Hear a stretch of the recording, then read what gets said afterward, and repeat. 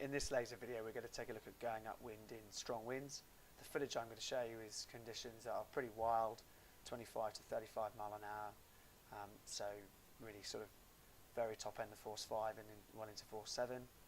And I guess I'm going to try and make the message that there's a way of getting upwind in these really strong conditions that is maybe not the fastest VMG to the mark, but it might well be. But certainly it's a kind of more comfortable way of getting upwind, and it's a lot of fun. The boat will really fly.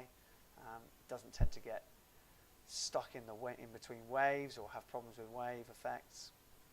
And it's jolly good fun, and I hope it will allow people to go out when it's windy and have confidence of going upwind. And certainly it will provide an alternative to those who think the only way of going upwind is to pinch and to sort of for the boat to just stop. I am cheating in that I'm in a 4.7 and I'm 65 kilograms. What I would say is the techniques broadly apply even if you're in a bigger rig. Clearly if you're a very light sailor and you're in a very big rig, it's going to get harder and harder and harder. So I hope you enjoy the video and you get something from it. You can always feel free to come and have a chat with me at the club about any of these aspects. A really important thing to get right straight away is the amount of downhaul. When it's this windy, you really need your downhaul pulled on really hard, so that the grommet of the the tack of the sail is pulled down onto the boom, or in fact below the boom if you've got a fairly old sail. This does two really important things. It allows the centre of effort of the sail to be pulled further forward, which will reduce the weather helm and make it easier to steer the boat and actually make you go faster, because you won't have so much sort of drag off the rudder. But also it provides twist, and what twist does for us is it essentially sheets out the top part of the sail. So that's the part of the sail that provides the most heeling force. So it sheets that part of the sail out, essentially reduces the heeling force, and kind of allows us to have the lower and middle part of the sail kind of sheeted in, which helps us to go upwind. So that's a key thing to get right straight away. So I'm going to play some footage literally from the moment I've just jumped in the boat and started recording. It's not a race situation, but I'm just going to try and get the boat going upwind in a so I'm going to pull my Cunningham on pretty hard to start with. You'll see me leaning back, pulling it on. Look what that does to the leech of the sail. Opens up the upper leech. That will essentially allow twist to be induced. And I'm just going to sail upwind. I'm not, as I said, I'm not in a race situation. I'm just going to go upwind, get a feel for the conditions, a feel for the wave pattern. And you can hopefully see as I'm doing it that I'm not going to be just setting myself up. I'm not going to be working too hard. 70% hike at most, because I've got to save a little bit for when there's a really big path, and also because it's all about average speed in these conditions. More than ever, and that really means being able to concentrate and being able to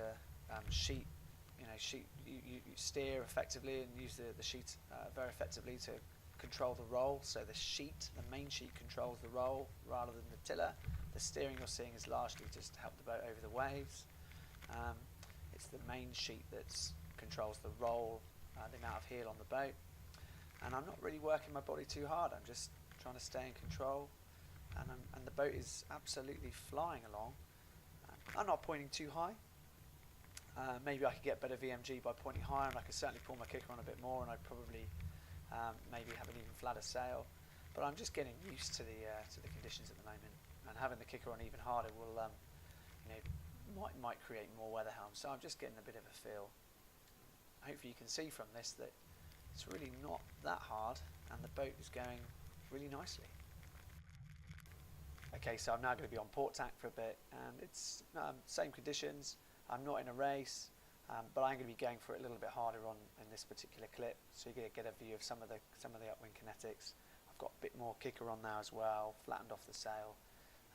Take a look at the way I use the main sheet and the tiller, separate hands, controlled separately but simultaneously.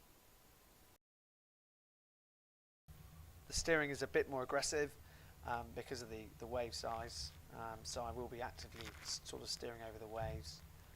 But in the absence of that, the tiller is actually fairly neutral. I don't really have either weather or lee helm. What I'm trying to do with my body weight here is I'm trying to keep the bow of the boat on the surface of the water. So if you like, I'm opposing the wave action by moving my torso in and out and forwards and backwards to try to keep the bow on the surface. So the boat wants to pitch and bang into the next wave and slow down. If it succeeds, then the sail is going to load up, the tiller is going to load up. It's going to be harder to steer around the waves, and the situation is going to spiral out of control.